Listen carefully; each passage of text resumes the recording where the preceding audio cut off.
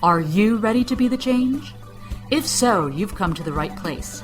You are about to join a movement of entrepreneurs who are empowering people, saving the planet, and turning their passion into profits while creating the lifestyle of their dreams. If you don't believe us, check out our website at entrepreneursforachange.com, a place where you can be inspired, mentored, and supported by a tribe of change-making entrepreneurs just like you. Now, before diving into the interview, I want to encourage you to rate, review, and download Entrepreneurs for a Change on iTunes. This really helps us reach more people with inspiring stories of entrepreneurs who are changing the world. Also, if these stories inspire you to start a world-changing business of your own, head over to our website at entrepreneursforachange.com and download the Business Changemakers Toolkit to get a jumpstart today. Now on to the show. Hello, amazing changemakers. Welcome to episode 54 of Entrepreneurs for a Change. And in this episode, we are bringing on the call with us Shannon Keith, who is the founder of a social business that employs formerly trafficked women in India to create beautiful women's pajamas and loungewear called Punjammies, which they sell to international markets online. And so not only is this a company, a social enterprise founded by women for women, Shannon is a mom of 3 kids, and she is going to share with us how it's possible to be able to start a home-based business that changes the world from home. Thank you so much, Shannon, for joining us. Please tell me what it was that inspired you to start this particular business, because I can tell you that I am deeply moved by the plight of women in the world that are forced into the sex trade. And so I'm so glad that you've been able to find a solution that helps women have another form of gainful employment and dignity through a different line of work. You're providing alternatives to some of the women at the base of the pyramid. So I'd love to find out how you did it so we can learn how to do something similar with our businesses. Well, thank you, Lorna. Thank you for having me. I'm just so thrilled to be able to speak with you and share the story with other aspiring and like-minded entrepreneurs out there. So thank you so much for the opportunity. And, I get asked this question all the time, and it's really fun for me to be able to kind of recount those humble beginnings. And quite honestly, I am with you. I have always kind of had a heart that has resonated for the plight of women around the world, particularly those in, countries that have a large gender divide and inequality, and just violence against women has always been something that has really moved me and kind of cut me to the core. And particularly in India, how I was first exposed was based on a trip that I took with my husband, and we were actually dedicating a fresh water well that we had purchased for my in-laws' 40th wedding anniversary. So we were over there working with an NGO that was doing all kinds of good humanitarian work, working with widows and orphans and fresh water wells. And unbeknownst to us, this fresh water well that we had was put in the middle of a small red light area in kind of a rural village in India. So when we went to visit the well, we were asked to, stay, and we had brought some things for the children and some fresh fruits and vegetables for the women and bubbles and toys and different things. And so I began asking, about this village, about the people, about the women, and came to find out that it was a complete village of women who were enslaved in sex trafficking and prostitution, and that all of the children were fatherless and not going to school and running around. And the more questions I asked, the more devastated I became. And as you can imagine, I was just astounded with what I was learning right there. And so right then and there, I just had this inspiration and a deep conviction, really, that I needed to do something to help, but I didn't exactly know what it was right at the start. And as I thought through it, I thought from a really pragmatic, practical standpoint, that if these women are ever able to leave this horrific injustice that they're enduring and have a second chance at life, they have to be able to provide for themselves and their children. Now they have mouths to feed and their mothers. And so most of them are illiterate and uneducated and did not have other options at all. They were either born into it, they were, duped into it by promises of a job in the city, maybe doing, working as a nanny or in a hotel or something, and then they found themselves here in the brothels. And so I had to do something to help, and I had a sales background, a corporate sales background, and I was married at the time, so it wasn't as easy to help like move over to India or something. So I really thought if they could make something that I could sell, because that was my space, then that could be a win-win situation. And as I was looking over these women, and even though they were just so sad and there was an emptiness in their eyes, and many were much younger than I was but seemed far more aged, they were wearing these beautiful saris and Indian textiles. And so it just struck me that that was a really beautiful part of their culture, these bright, vivid colors and Indian textiles. And if they could make something out of that I can sell, then I could help employ them and, we could go from there. So that's really how it started for me. It was having a cause that was right in front of me that broke my heart and that I couldn't turn away from. And I just knew that after that experience, there was no way that I could look myself in the mirror, honestly, and not do something about it. So that was the initial point of inspiration, was really being faced with an issue that cut me to the core, that I couldn't get out of my mind. And then there was a pragmatic side, that there was actually something that I felt that I could do to help versus just feeling helpless or only writing a check or whatever. So this idea to be able to sell clothing online, was that something just that came to you as an aha moment? Or, did you really mull about what it was that you could possibly do for these women for a period of weeks or months? Right. Good question. The online part was sort of an evolution, but the simple women's pajamas and loungewear was sort of the aha moment, if you will. So it was really the crossroads of the beautiful textiles, something that was easy for me to sell because, again, I wasn't in fashion, so I didn't want to get into high couture or something like that.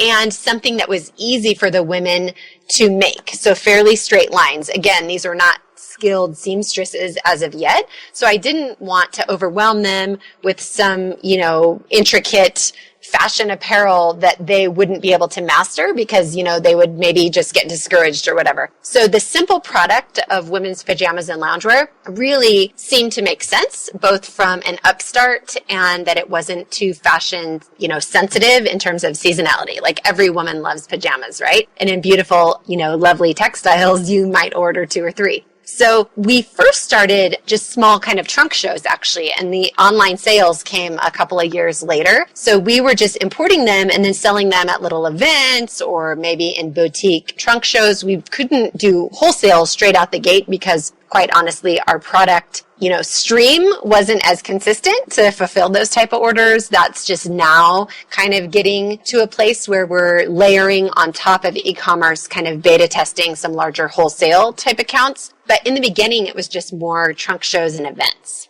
Well, I can't wait to dive into the nitty-gritty of what it actually took for you guys to set up a business that works with e-commerce and with these women, in India, and looking forward to that conversation, which you can download in the show notes at entrepreneursforchange.com/54, where Shannon will be teaching a masterclass on how to set up an NGO in India. But I want to dive into the core issue that you were trying to address, which is, why do you think human trafficking is such a problem, especially in India? Because when I was a kid, I had this, when I studied history, and the evolution of civilization, I thought that humans were becoming more and more evolved and enlightened as a society, and it seems human trafficking is becoming a bigger and bigger problem. So why do you think it still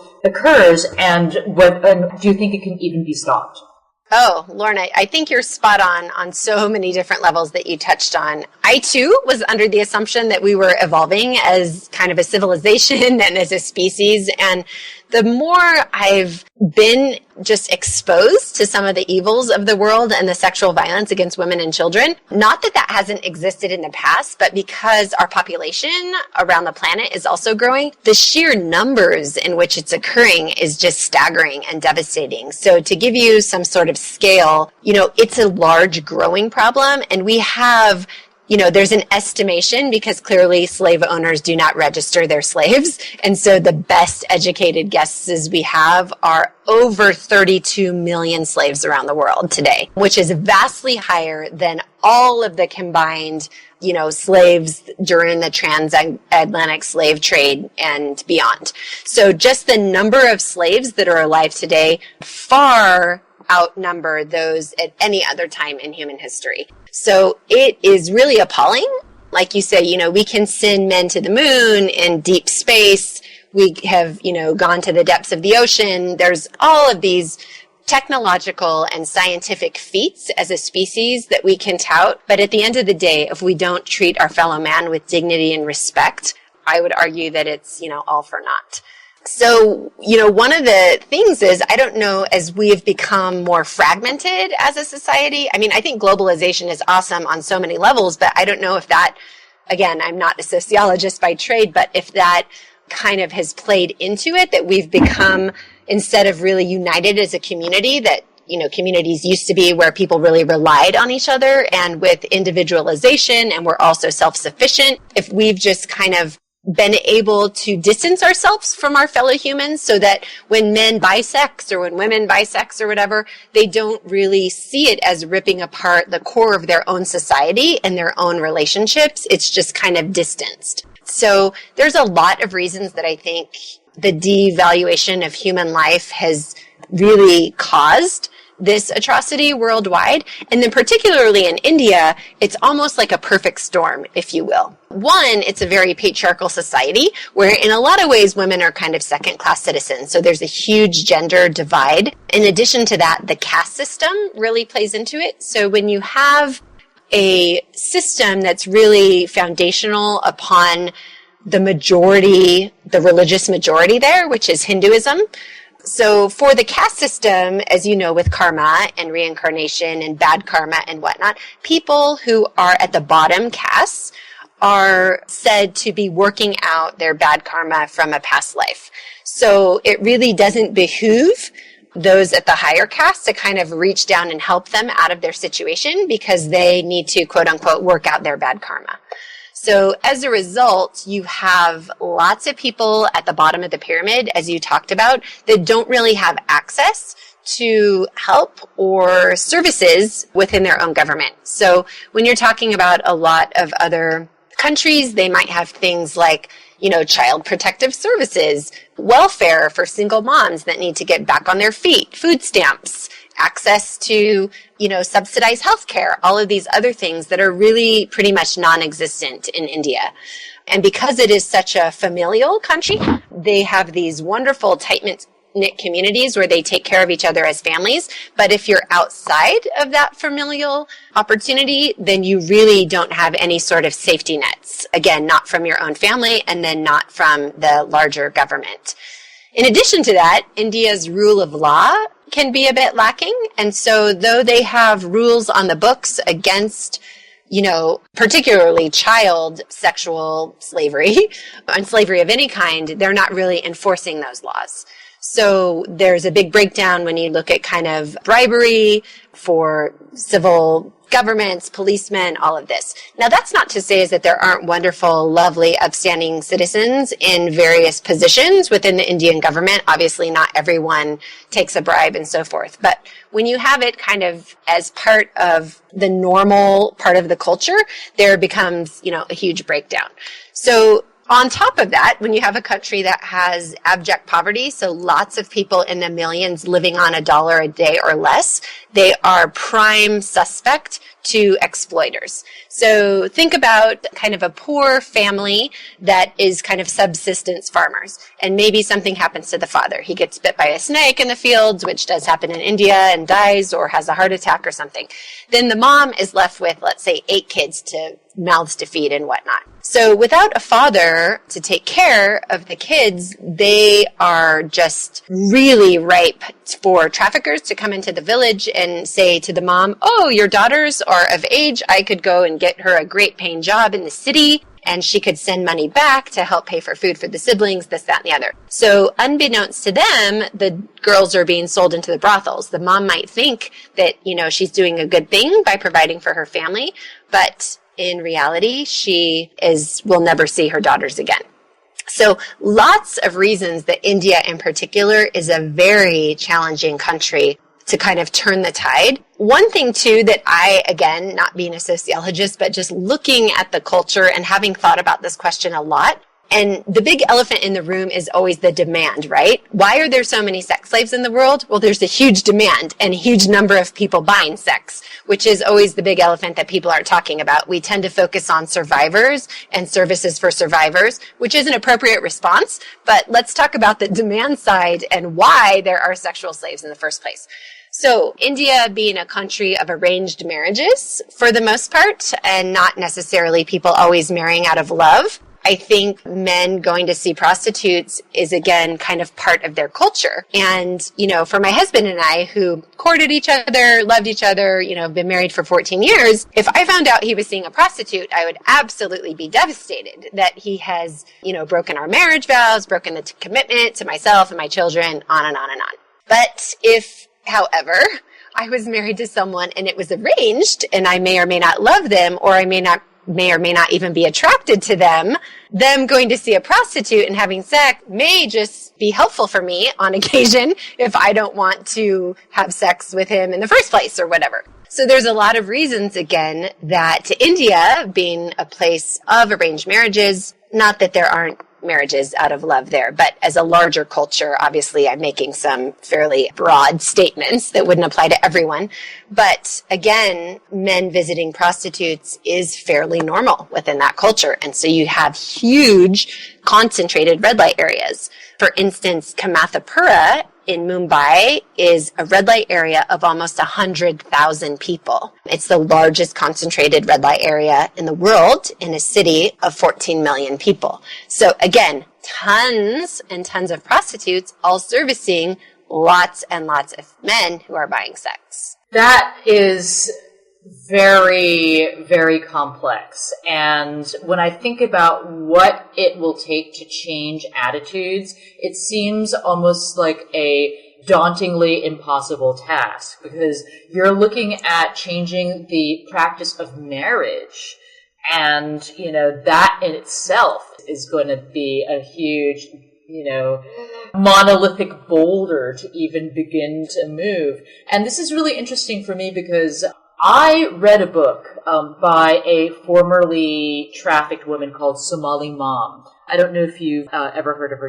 I think she's won awards. She's been on the Oprah Winfrey Show for her tireless work campaigning against human trafficking in And she was Nepal, right? Cambodia. Okay. Yeah. And so they actually also had an education campaign where they would go out to villages and there would be a formerly trafficked woman doing a presentation in front of men and telling these men what they had to go through, the beating, the slavery, the drug addiction, all these horrible things they endured to service them. And it was interesting because a lot of the men didn't know. Like, they had never even thought about it. And some of those men were actually deeply moved and cried because it was like, whoa, tire hit pavement, right. Like, this is what's going on underneath that act that I just purchased, type of thing. And, absolutely. I think that's a brilliant approach. Yeah, that's a brilliant approach and a much needed part of this whole complex issue, as you said. There isn't just, how I like to say it is like what we're doing in terms of job creation for the women is one link in the chain. And if you can think of a huge chain with lots of different links, there are so many different individuals and organizations needed to help attack the issue from all different levels. So people need to be working with, the Indian government to enforce their own laws on the books. People need to be working, like you said, to educate those in the village so they won't be, vulnerable to the exploiters that come into their town. People need to be working with, men and the demand side of things. There's prevention. There's aftercare. There's counseling. There's so many different angles that we need to tackle because, like you said, it can be a behemoth. And for some people, that really kind of causes them to stand in fear and paralysis and not do anything. Whereas I say, oh no, don't do that. Let's lean in because, the old adage, how do you eat an elephant? One bite at a time. You don't swallow the whole thing, but together. And if you've ever seen, something like little piranhas attacking a big thing, one piranha can't eat, a huge elephant that would fall into a lake. But all of us together, banding together and doing our best work, we can definitely make a dent. And really, we have to. It is our moral obligation, as to your point, civilized human beings, to not just throw our hands up in the air and turn a blind eye. Because I always like to say, if it were your daughter or your sister or you, I think the kind of apathy card would no longer be valid. You would definitely, if it was your sister being trafficked, your daughter, you would lean in, you would scream from the mountaintops, you would do all you can do to change the situation. But often when we don't know anyone personally, we haven't looked those people in the face, it's a little easier to go, oh gosh, it's too big. How are we going to do this? I completely agree with tackling the part of the picture that you can make an impact with. And so that's why I love to focus on business, because my mission in life has been to crack the code of profitable triple bottom line business, to crack the code of what it will take to address the world's most pressing concerns through for-profit business solutions. I understand you guys are a nonprofit, is that correct? We currently are today. Mm-hmm. We're a hybrid, and we're in the process of spinning off the Punjammies, which is our online e-commerce-based business, into the for-profit social business sector. So we will, in essence, within the next, I'm thinking 6 months, have a split of organization with the same mission, definitely working hand in hand. But because, as you said, I completely believe in the same thing, that business has a unique role to play, and that businesses have the opportunity to scale and help more people ultimately, in my opinion, than do nonprofits for a lot of different reasons. But from being in this space for the past 8 years, I definitely see that we will be able to fulfill the mission by helping more women as a for-profit business than we have currently under the nonprofit umbrella. What I found really interesting, speaking with a lot of social entrepreneurs, is the power of setting up hybrid organizations that are both for-profit and non-profit. So, indeed, a lot of social entrepreneurs actually start off on the non-profit side of things because they're motivated by the desire to, address a social or environmental concern. But then over time, they recognize the value of market feedback. Is the solution that you're providing actually, number one, generating a, healthy return on investment? So that's the for-profit side, because even as a nonprofit, you do need to generate cash flow. And if you're generating positive cash flow, then you can sink more back into your operations. But then also from the perspective of, does the market actually want the service or products that you provide? And that's one of the biggest fallacies, I think, with just pure charitable approaches to addressing problems through handouts, for example. You don't know if the market wants what it is that you offer because they're not paying for it, they're just getting it for free.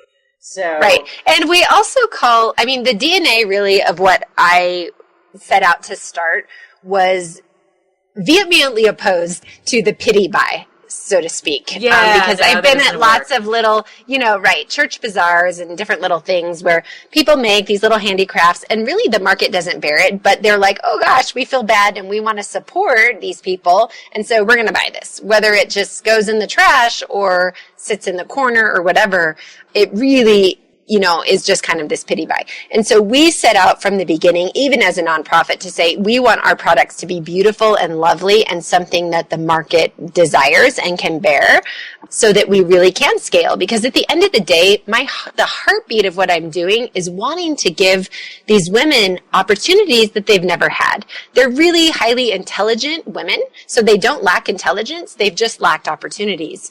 And then they're a highly traumatized, sexually traumatized population. So they also lack trust and confidence in some of these other things. And so gainful employment for me is really important in that it's authentic and it's sustainable and it is empowering and it's dignity versus, oh, we are helping them, quote unquote, and kind of this distance between us and them. I really see it as coming side by side, shoulder to shoulder with the women, with the survivors, and doing this together. And our path forward is together.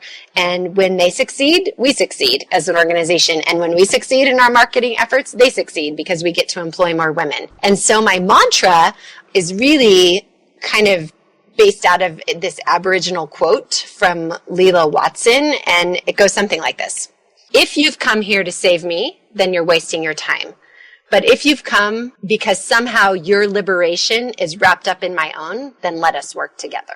And that is really my heartbeat, is that we're not coming to save these women, because really there's so much of an element as kind of American consumers and those of us who, have exploited more of the world's resources than our fair share and all of this. Our liberation as consumers really needs to be redeemed. And it really is wrapped up in the liberation of helping our fellow man. We need to get back to a place where transparent supply chains matter. We need to get back to a place where we're not purchasing blood diamonds. We need to get back to a place where cheap electronics aren't trumping the fact that, factory workers in China and other places are committing suicide and jumping out of the window because they can't handle the working conditions.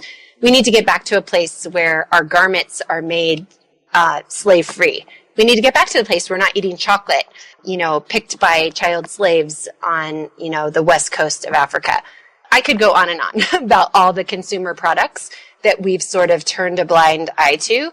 But anyway, that's another probably soapbox. Yeah, and I know that many of the audience, agrees and is deeply moved by all these concerns.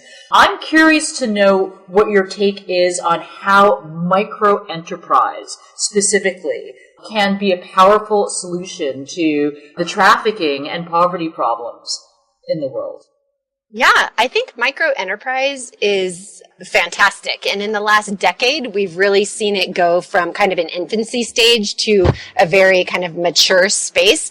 In some places, even a saturated space, where some people think microenterprise is, the end all be all to everything. And I really think there is kind of intermediary places such as the businesses we're setting up. So for instance, if you try and give a woman who's just come out of the brothels a micro loan to start her own business, that may or may not be the wisest decision. For one, she may not be an entrepreneur. And I think one of the fallacies of microenterprise as sort of the magic bullet for everything, because it's predicated on the presumption that everyone is an entrepreneur. And you and I all know that that's not true. There's lots of people who are entrepreneurs, and there are lots of people who are employees, right? And I think probably the vast majority of the workforce are actually employees and not entrepreneurs. And lots of people just like a consistent paycheck for a job well done. And oftentimes that gets overlooked when we look at microenterprise because, again, these are small loans for people to start their own businesses. But not everyone is an entrepreneur. And so we have to take that into account. So how do you then build a business that has people and profit in mind in a place like India? Are there, specific challenges or benefits that you've encountered in your entrepreneurial journey working in India? And of course, in your masterclass, we're going to get into the details of what exactly it's going to take. So be sure to check out the show notes at entrepreneursforchange.com/54. But I'd love to find out from you what the pros and cons are and whether it's something that we might want to get ready to tackle. Yeah, I would strongly encourage every aspiring social entrepreneur out there to tackle it, even though it is laden with lots of challenges and kind of pitfalls along the path. So the challenges are, doing any sort of business cross-culturally has its challenges. There are communication challenges, there are cultural misses, and so on and so forth. But that doesn't mean, again, it's not kind of worth all of the effort. The upside is there are lots of people who want jobs in these places. So in terms of we're not lacking people who want to be employed by our services, for instance. So there are lots and lots of people who would love these jobs, whether they're survivors of trafficking or those at highest risk for being trafficked. So on the preventative side of things, people need jobs and they need to feed their families, kind of the bottom line. So the upside is there are lots of good, wonderful people that would love gainful employment.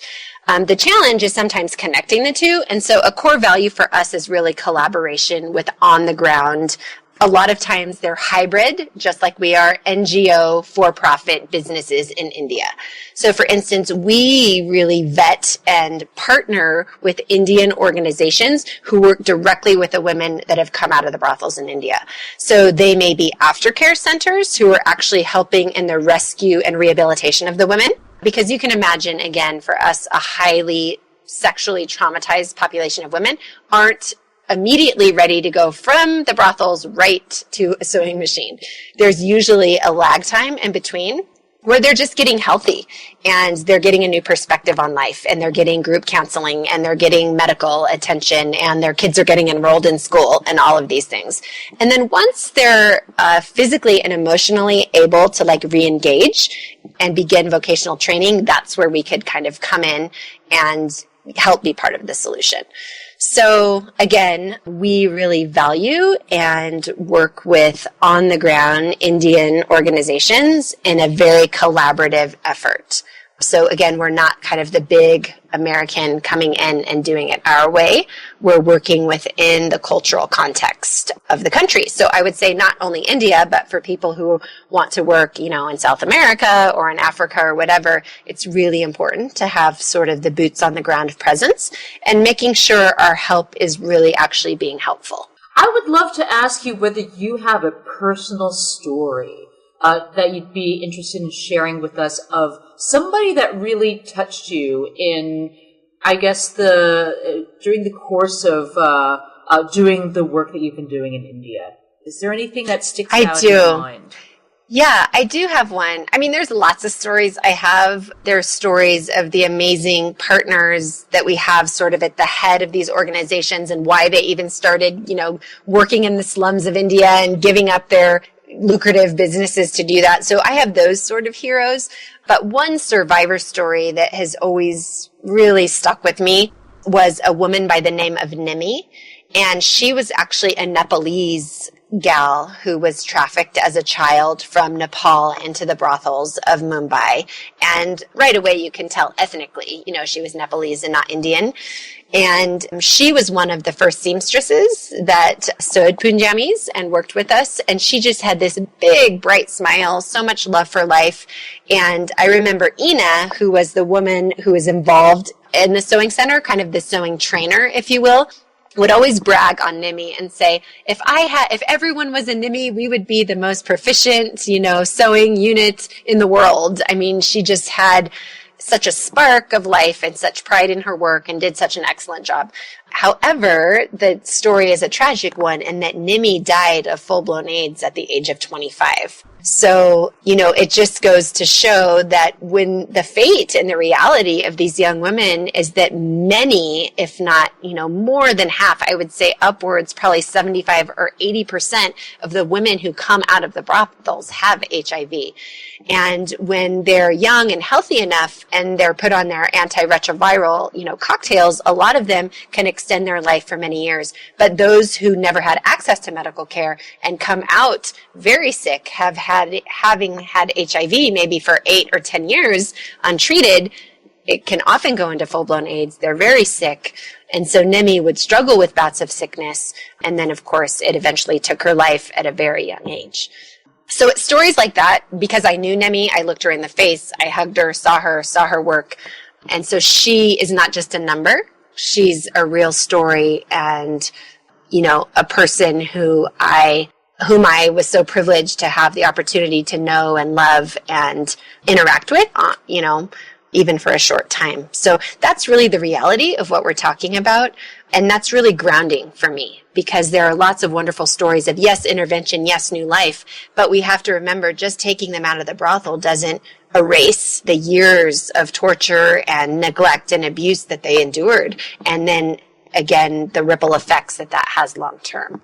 Yeah, I think also really another thing to really remember too is, okay, if you decide to get into starting a social business, these are not just numbers, like numbers of people, numbers of women that you've saved. They're actual human beings, and the lives that you're touching, they're real people, and your business is actually making a real difference. So thank you so much for sharing your story with us. I'd love to leave you with the last couple questions, Shannon. I've talked to so many different social entrepreneurs who are unleashing business as a unstoppable force for good. And I would love to ask you, what do you think is the most effective way to change the world? I absolutely think the most effective way to change the world is the golden rule, treating other people and your neighbor as you would treat yourself. I think when we begin to do that, whether we're consumers or business owners or whatnot, when we treat people with dignity and respect, a lot of these social issues kind of go away. Again, when we're leaning in, I think the best path forward and how do we solve the issues that currently exist is through job creation. Absolutely. So unleashing the force of business, as you said, particularly in providing jobs and just access to the economic playing field for these women is a game changer. It changes everything. I mean, look what's happened in China over the last, few decades. That same thing, though it's not a perfect system by any means, but having access to jobs and being part of kind of this revolution needs to happen for the poor all across the world. When people have jobs, it changes everything. Thank you so much, Shannon. What's the best way we can stay in touch with you? You can check us out all on our social media sites. So punjammies.com, you can hashtag us on Punjammies, Facebook, Instagram. And then personally, I would love to reach out. Maybe on the notes, you can post our website and my email. I would love to stay in touch and be a resource to any budding social entrepreneurs that I can help. Happy to do it. Fantastic. Well, be sure to post all those resources at entrepreneursforchange.com/54. Thank you so much. You have a beautiful evening. Thank you for having me. Thank you so much. You too. Bye-bye.